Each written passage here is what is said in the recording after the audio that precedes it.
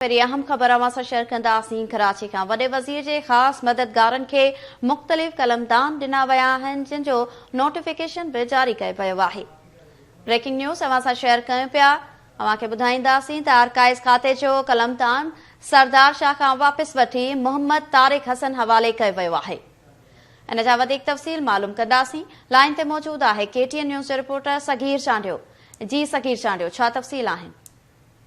जी बिल्कुल, सिंध हुकूमत पारां वॾे वज़ीर जी ख़ासि माउननि खे मुख़्तलिफ़ खातनि जा कलमदान ॾेई छॾिया आहिनि। इन सिलसिले में नोटिफिकेशन बि जारी कयो वियो आहे। आर्काइव खाते जो कलमदान सूबाई वज़ीर सरदार शाह खां वापसि वठी स्पेशल असिस्टेंट मोहम्मद तारिक हवाले कयो वियो आहे। अहिड़ी रीति special assistant Aamir Ghaffar loan खे कश्मीरनि जी भलाई वारनि मामलनि खे जेका उहो ॾिसंदो। इन सिलसिले में बचल शाह खे मज़हबी मालूमनि वारो कलमदान ॾिनो वियो आहे। फयाज़ बुट खां इहो कलमदान वापसि वरितो वियो आहे, जॾहिं त फराज़ लाखाणी खे कॉमर्स वारो कलमदान ॾिनो वियो आहे। इन खां अॻु जाम इकरामुल्लाह दारजे वटि जेको आहे उहो कॉमर्स जो कलमदान हुयो, जंहिंखां पोइ हाणे फराज़ लाखाणी वटि कॉमर्स जो कलमदान हूंदो।